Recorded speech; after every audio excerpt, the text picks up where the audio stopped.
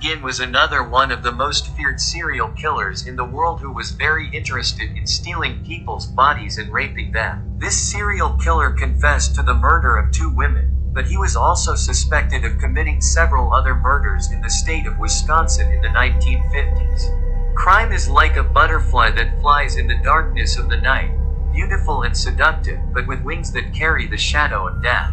Hello, this is the Holmes channel and we are going to accompany you with one of the saddest criminal cases in the world. According to the research conducted, according to every culture and civilization in the world, Ed Gein was considered a mental patient who did horrible, disgusting and indescribable things to the corpses. Ed Gein's crime scenes can upset anyone. For example, imagine entering a house and seeing the body of a woman with her head cut off and hanging by her ankle. Or imagine seeing a chair or a lampshade made with real human skin. All of these were Ed Gein's true crimes that the Plainfield police encountered when they went to his home in November 1957.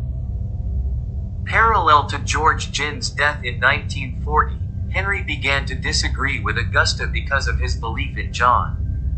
He used to insult his mother even in front of his brother, which made Ed feel ashamed. In March 1944, there was a fire at the Ginn estate. Edward quickly went to the police and told them that he lost his brother in the fire, but then he took the police exactly to the place of his brother's body. Although the evidence showed that Henry was hit in the head by a thick object, the county coroner declared his death as a result of suffocation when exposed to fire. After that, Ginn continued to live with his mother. Less than 2 years later, on December 29, 1945, Augusta died suddenly, leaving her grief-stricken son alone on a dilapidated farm. Some believe that the killing of Ed's brother, whose killer was never found, was his own work, although this charge was dismissed in court due to lack of evidence. To know what happened to Ed Ginn, be sure to like and subscribe and stay with me until the end of the video. Unfortunately, Edward Theodore Ginn was never punished for his actions.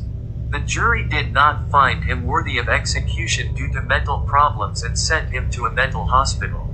Ginn was found mentally unfit to stand trial and sent to Waupun Central Hospital, Wisconsin, which later became a prison, and Ginn was transferred to Mendota Hospital in Madison, Wisconsin.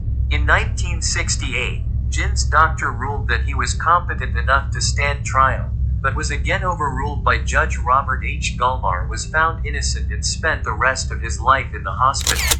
And finally, a few years later, he died in the same hospital.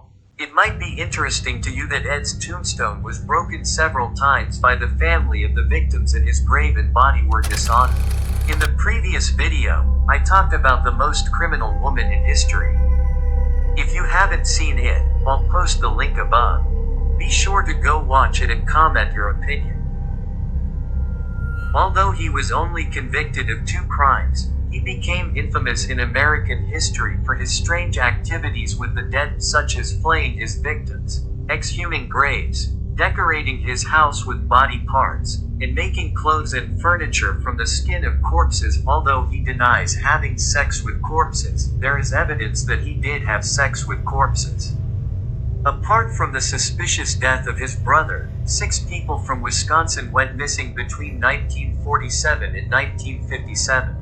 Ed Gein's behavior and crimes inspired several books and movies in Hollywood, including the movie Psycho, directed by Alfred Hitchcock in 1960. I sincerely thank you for being with us, and I hope that with your support I can make and edit the best videos. Discover the facts of crime with Holmesland.